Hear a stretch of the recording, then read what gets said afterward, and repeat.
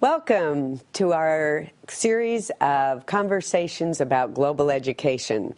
Today we have Dr. Curt Bonk with us.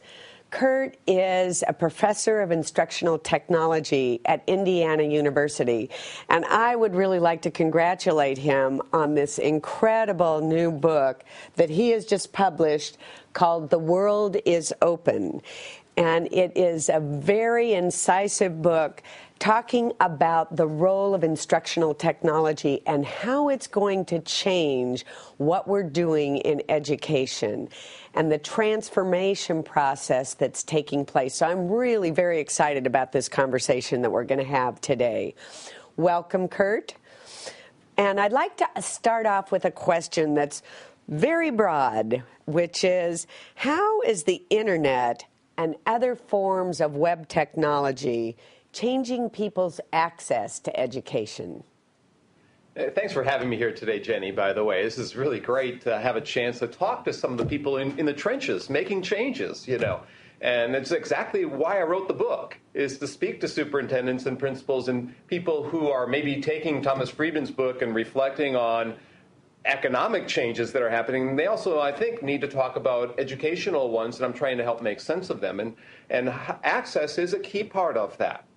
And so we get at access. And when I was an accountant or CPA, my access was TV and correspondence to get into graduate school. The web offers access that might be video in nature and auditory podcasts and so forth. So let me give you three quick examples at the K-12 level.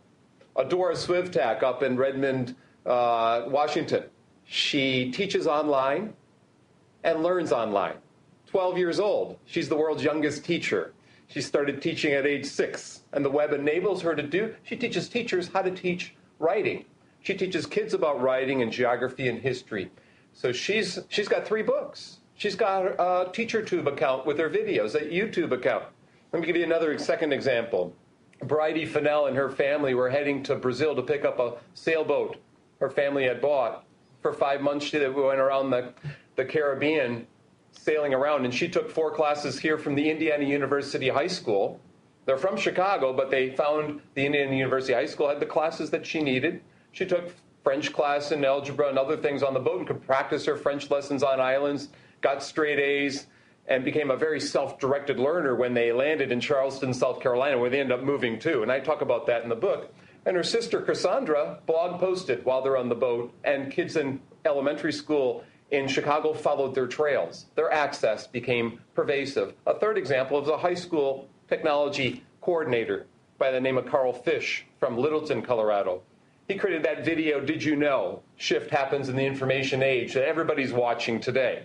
He created it for teachers in his school to find out what's happening around the world, and he wanted to inform them of changes. Not just show them the new technologies at Littleton, but what was happening around the world in terms of economic change and population change and so forth.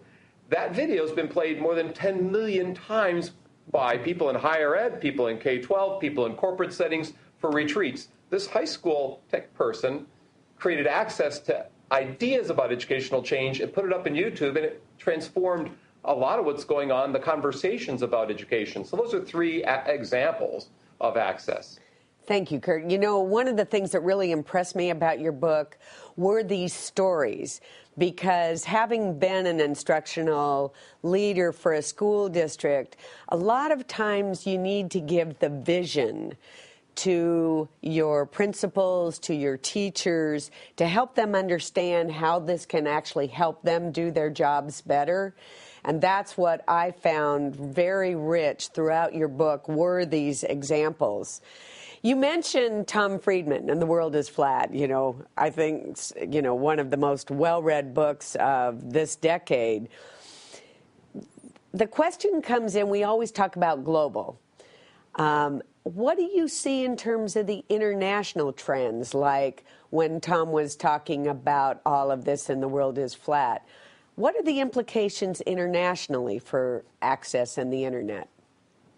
I have a friend in Korea who's trying to create a consortium for international high school degrees. And so that's one thing that I see happening that maybe wasn't possible a decade ago or 2 decades ago, at least not as fluidly, at least getting discussion started, and then looking at the skills that high school students need around the world and comparing them. So that's one thing that I see happening. I also see a lot more focus on projects and problem solving on the web with your peers that could be located anywhere, with the ePals project, the iEarn project, where a teacher can pick a classroom to work with. And they can get their students to see their audience exists beyond the instructor. And then there's video conferencing, full motion video conferencing with the Global Nomads Group, or in Indiana here we have ISIS, the International Studies in Indiana Schools, or rural kids in homogenous white communities in southern Indiana find out about Japanese tea ceremonies, or might have a collaboration with kids in Brazil or in Afghanistan or somewhere else around the world. These are openers that are international in nature that get kids aware of. Even the Flat Classrooms project that has kids analyze books like Thomas Friedman's World is Flat book, or Don Tapscott's Grown Up Digital book, or this year my book, where kids analyze the trends in the book with others around the world, other high school classrooms in Beijing, in Bangladesh, or Qatar. And there's an example of international education in the Flat Classrooms project. And if people haven't looked at that, there's an example of people using multiple technologies, collaborative ones like Ning or blogging tools, to get kids to converse about trends in education. Not just teachers conversing, but kids conversing about it. Right. Back to that term, openers. That's a new term. Explain the difference between your openers and Tom Friedman's flatteners. Okay, great. In 2005, I was invited to give a keynote in Vancouver, British Columbia.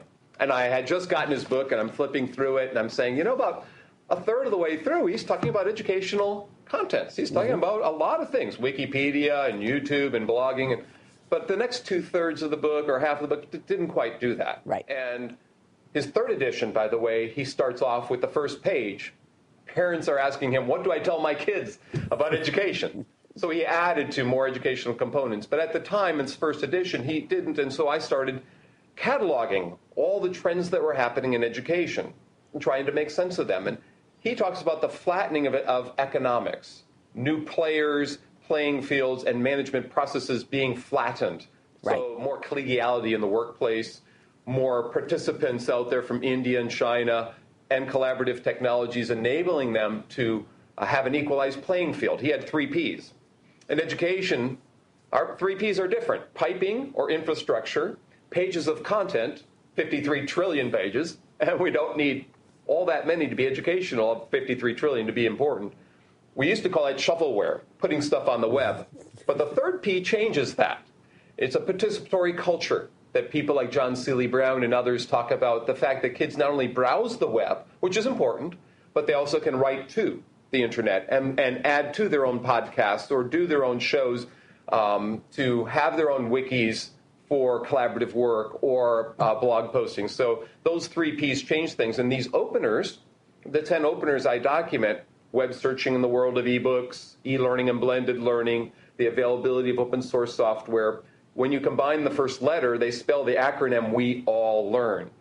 So my goal is to get people to not be so frustrated with all these trends that are whacking them every day over the head. A new emerging technology comes every day. So I'm trying to make sense for them with this acronym, this mnemonic device. Whether it works or not, the jury's still out, but I'm hopeful that frustration can go down and people can push into this area a little more quickly then.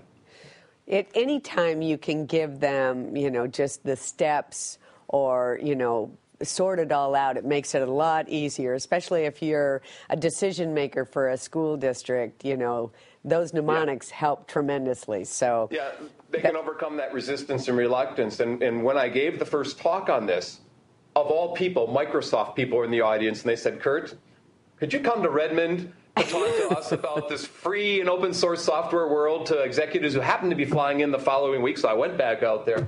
At the time I'm writing this book, and the stories you mentioned well, I was adding all these stories in, and at first I just was giving my keynote talk and writing the book, and people said, you got these great stories. Why don't you put more in there at the beginning? They're all in the ending part. So I start with a story of a rugby player at UCLA who's on an archaeological digs project in Hope, British Columbia, 100 miles east of Vancouver, where I was for this keynote. And she's blog posting on their archaeological digs of First Nation people, and I could interact with her. And all the people in archaeological digs in Chile, Mexico, Peru, Albania, the premise of the book is now anyone can learn anything from anyone else at any time. And so I start with her story. I start with stories like that to get people to say, there's some truth to that people, a rugby player from UCLA can be my teacher. And I could be teaching someone in the Philippines and so forth. We've always said learning can take place anytime, anywhere. But I think what you've shown, these are the examples. Okay, this is now actually happening. One of the things, that you also mentioned was the economy and how, education is so inextricable with the economy. And you talked about even the points that the 10 openers, Microsoft wanted to know. Well, obviously, they're concerned with economical issues as well. What did you mean when you said education trumps the economy? Well, think about it once, and having been a former accountant and going to graduate school with the focus I remember writing this on problem finding skills and synthesis skills and all that 2 decades ago. That was in my draft of my letter why I wanted to get into graduate schools. I wanted to focus on these higher order skills and how technology could help foster audience awareness or perspective taking of cultures, which is a key skill today, as you know. Yes. And so education underpins anything that the current administration, whether we're talking political administrations or school administrations, government, nonprofit, people would want. I mean, we have to think about innovation of our populace, creativity skills, synthesis skills, problem finding skills, and decision making. And technologies can foster that, can get students to make sense of information in unique ways, to put it into projects, put it out on display for an audience beyond their own school, classroom, and building, so they can get feedback from experts around the world, so they can change it and manipulate it. It's never done. And so really we have to start thinking about all these technologies that might foster higher order thinking skills. And I think that's where we're at today. And that's kind of the underpinning of the book, is just that. Yeah, those higher order thinking skills, especially in a global economy, are so important. So let's go on this global. I want to push this issue of global, because we say to educators around the world, your students will participate in a global economy, and they must be prepared for that. Yet none of the educators that are teaching these children have participated in a global economy. This is as new to them as anybody else. What are some international examples of how the internet can help this that you can share with people to help them understand how this can help them prepare their students for a global economy? You just hit on it right there, the word share. I think a teacher's job in this coming decade, and in fact, I call this century the learning century, as I explain in the book. I think we will reflect back on this century and call it the learning century. But in this decade, if we had to label it something educationally, it'd be the sharing decade. Mm-hmm. We have moved from using technology to enhance or extend what we do with CDs, shrink-wrapped into books and so forth. Now we're moving into transforming and sharing what we're doing. So that teacher's role becomes that is to share internationally with other people using tools like Curriki, that Sun Microsystems was involved in it, Scott McNeely, and he actually read this book before it came out. And Connections, another tool like Curriki, Connections from Rice University, where people put up contents on the web that are shared and maybe peer-reviewed, maybe are linked together with communities wrapped around them. So that's one example. There are these portals. At the higher ed level, we have Merlot. At the K-12 level, there's Curriki. So we have these portals of international sharing sites so that people become aware of the contents and don't necessarily have to recreate that content. Right. But then, wrapped around that are innovative projects where you might have students in Mongolia interacting with kids in Southern California on, cross-cultural kinds of projects. Go ahead. So, pardon me for interrupting, but on that issue, a lot of those resources are free. And that is a very interesting concept because the onus then is on the instructor which ones you want to use, but they're all available to you. Here in the United States, President Obama is talking about giving $500 million to provide online high school and online community colleges free to the public. This whole, option of having free content, is this going to change education, Curt? What's your crystal ball say about this one? Yeah, we're at level 1 right now if we have to think about levels of content. And he is providing this National Skills College and 21st Century Library of contents that will be helping kids finish their high school degrees, which is a very important thing here. I'm in Indianapolis right now, where we're talking 20, 30% graduation rates, or in Detroit as well. So this is a huge issue that Obama's brought up and put on the table. And he's hired Martha Cantor from Foothill College in San Francisco. He's hired Marshall Smith from the Hewlett Foundation, who have been leaders in the open education resource movement, the open courseware movement. And so we've got some free contents. I call that level 1. You dip your toes into it. And level 2, there's an instructor behind it. There's a couple new universities, University of the People and Peer-to-Peer University. Peer-to-Peer University has someone helping you find your way through the content, but there's no accreditation. University of the People wants to have accreditation wrapped around the free content. So I think the high school focus currently and the community college 2-year focus is the right way to go, to help kids who are between ages 14, 15, and 22 utilize the free contents and push them out. But we also have to think about the older adult population for retooling. That's another huge issue today. Right. So I think freeware, free availability of contents has opened up the discussion, but now we have to push beyond that to think about the quality of the contents, to think about reshaping that and remolding these free contents so that people can pick and choose and personalize or customize the learning for someone. And how do we make sense of this for the courses that people struggle at the high school level, for courses that people are introductory courses they need for community college. Mm-hmm. That's where the focus will probably end up for the next 5-6 years, is trying to make sense so that there will be a national skills library where people can get retooled and they don't drop out necessarily, or they drop back into high school. I think these paradigms are changing so much, and with these options, just like you've talked about.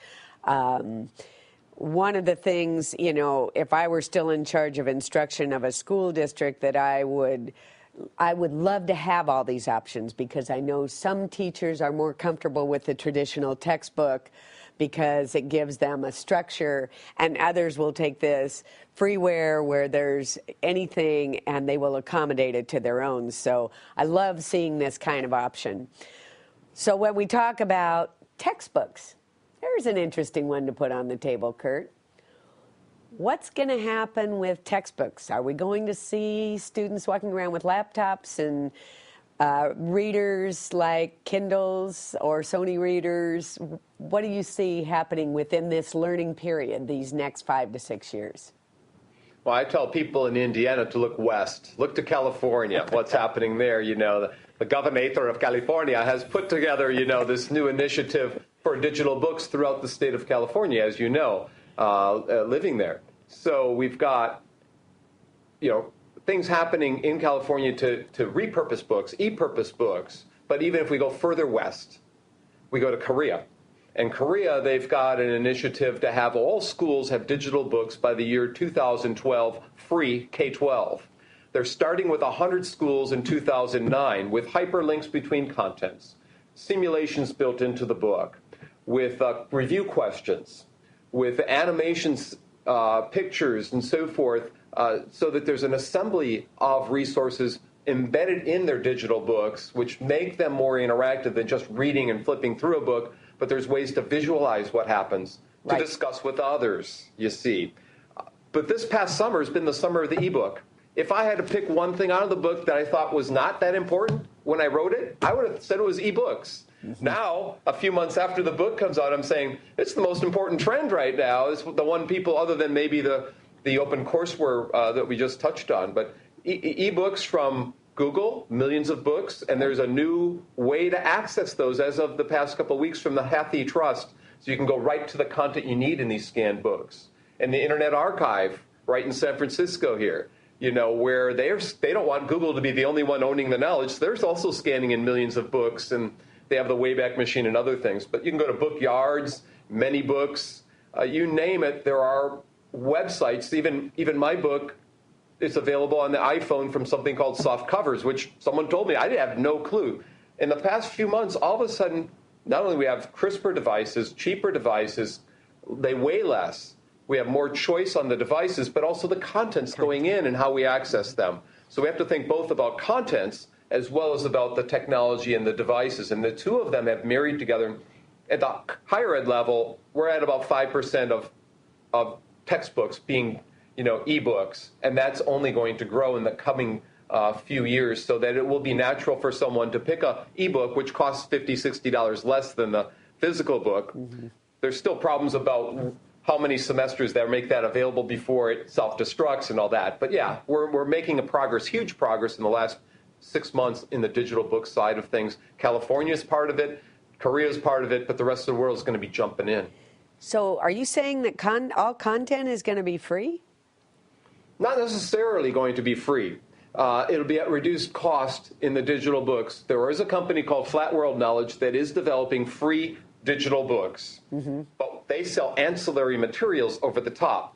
And 60 to 70% of the people who use the wiki book, from Flat World Knowledge, end up buying the ancillary materials. So there are other models in which some of these companies are making money, even though they give away the free contents on the front end.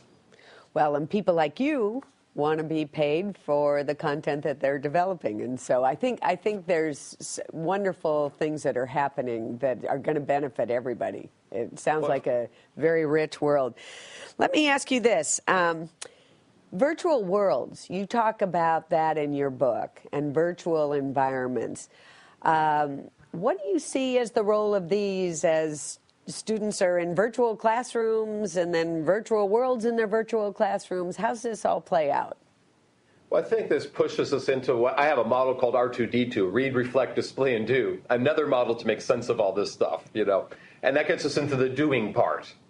I think there's a lot of contents for browsing and reading. Blogging tools enable us to reflect, so reading and reflection is not a problem. The displaying visualization with shared online video today, timelines and concept mapping tools. We're seeing more and more visual tools. But it's the doing part. I think the virtual worlds get us into the fourth section of the phase of my R2D2 model, which is another book, more applied with 100 activities for doing. And I think that we can try out a Shakespearean play in Second Life. The students can go into a court forum at Harvard. Charles and Rebecca Nesson teach a class at Harvard in Second Life. They can try out assets and liability transactions in accounting. You see, they can go to Rome Reborn 1.0 from the University of Virginia. High school students can go and explore Rome and the Colosseums and all this stuff. So if virtual worlds will get students to understand art, to understand history, geography, scientific experimentations, it pushes us that next step. Into higher ed level, you have nurses going through training in a simulated hospital situation. You have teacher training online, in fact, in these second world lives. So it gives us another opportunity to learn. It's quasi-real. It's not authentic. You're not actually in a classroom, but it gets us that next step closer, and that's important, I think. One of the ones that you talked about that uses a lot of this is the Pocket School project in Latin America. Can you tell us a little more about that one? Yeah, and the Pocket School Project was created at Stanford, again, right here in San Francisco area. Everything happens here, and, the Pocket School Project is from Paul Kim at Stanford School of Education. Basically, he takes an MP3 player and he puts it in kids' pockets, and so they can pull it out and take it with them when they need to. And literacy training. And when he works in Honduras or Guatemala, here are migrant workers, indigenous people who go from community to community with no set teacher or school. So for a $20 rent-to-own device, $1 a month, a teacher can be in their pocket at all times. Now, in inner city at Los Angeles, Houston, Chicago, the same literacy training tool can create personalized learning. So you're learning your reading, writing, and math, and that kind of thing. So in effect, you have a portable teacher available at all times. And he's been to India recently and documented what's going on in the slums of India with this Pocket School Project. He's been to Rwanda in Africa. So it's not just happening in North America and South America. This is mobile learning, to me, the ninth opener, in some ways has become the most important opener because it enables access to billions of people that didn't have it. On your iPhone, you can do math and physics, and you can blow into it like a flute. And there's all sorts of educational applications coming on your mobile devices. So, right. That's what's going to be exciting is getting Shakespearean quotes on your mobile phone and bendable screens eventually. So if we worry about the size of text, we'll have fold-out, screens eventually. So this is going to change, I think, and put full classes on your mobile device, even just retooling and re-examining content you already learned while you're on the bus or while you're in the car with your family. Mobile will be part of the key solution to the educational needs that we have today.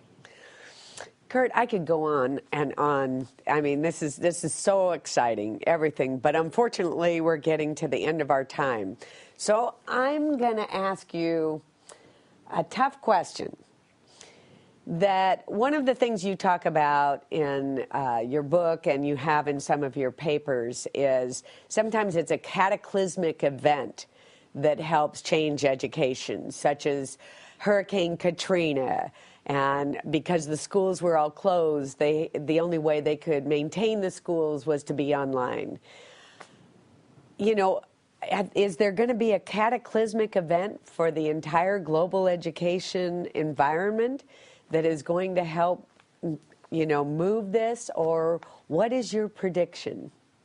SARS opened up people in China to e-learning. When I was there previously, they were, holding back and not allowing it. And then in SARS, they also blended in e-learning. I was in Houston last year right after IKIT, and they were talking about blended learning there as well. And, as you mentioned, Katrina in New Orleans. So, do tsunamis have to hit us for change? Is it a tsunami? Is there a tsunami coming that's not a physical tsunami, but more of a mental tsunami? Right. And I think what my book attempts to do is to point out what are all these possibilities for learning that if we just step back for a second, we could almost put a moratorium on technology for the next 2, 3, 4, 5 years and ignore any new technology and just think about what's possible today. If we just utilized and created initiatives and projects around what's available today, we would see significant transformation and change. Undoubtedly, more things will come. I'm not saying we should stop it, but we already have enough possibilities for learning that can empower students, that can get them to international collaborations. I think economics will be one thing that happens. Budgets have already collapsed in many places. So if you have budgetary problems, people will start to say, can we fill in the gaps first? And then just gradually, these changes will happen, and it'll accumulate and snowball. This snowball will happen. And I think the budgets will be a Kickstarter. I think government policies will be another aspect of this. Educational leadership at the K-12 level and higher ed level. When we have to think about this systemically, think new tech high schools have been part of the solution. And GETideas is part of the solution. And if we wrap around, and then the media is part of the solution. They have to be, and they are, looking at, I think, in the last year or so. And I actually think teachers, when I go into a school today or a higher ed community today, it's much different than 4 years ago or 3 years ago. They're much more receptive to change. We've moved from awareness and resistance phases to understanding and use. We have to move to phase 3. And so all these things, government policies, educational leadership, and and new models. And so I've tried to do my part. I'll just mention one. I know we have to go here in a few minutes, but I've written a second book, or I'm writing a second book that will be free at worldisopen.com. It'll have the same chapter sequence, same order, but just different contents. So if people go to World is Open, not the, and if they can't find it, write to me at Curt@worldisopen.com. So there's a prequel up, a postscript up. There's a letter to the learners of this planet with 10 learner rights and responsibilities. And all the resources that I mentioned here, all the web links are up. So I'm trying to do a little bit here in putting some free contents, and other people will as well. I don't know if that answered your question. No, it absolutely did. And there's just so much. We could go on and on. So I really encourage people to read The World is Open and get this wonderful these insights from Curt, because he has a rich conversation in the book as well as what we've had today. Thanks a lot for having me here. The world is open. Well, thank you, Curt.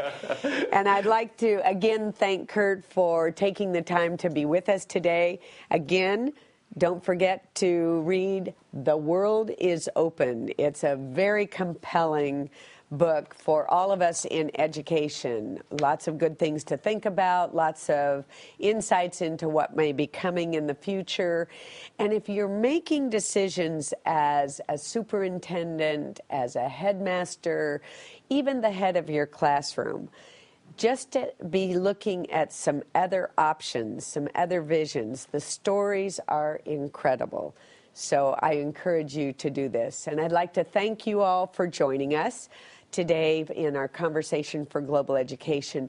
Curt is also going to be on GETideas.org, which is where you're watching this today. He has a blog, and so if you have questions or comments that you would like to share with Curt, please join him as often as you can.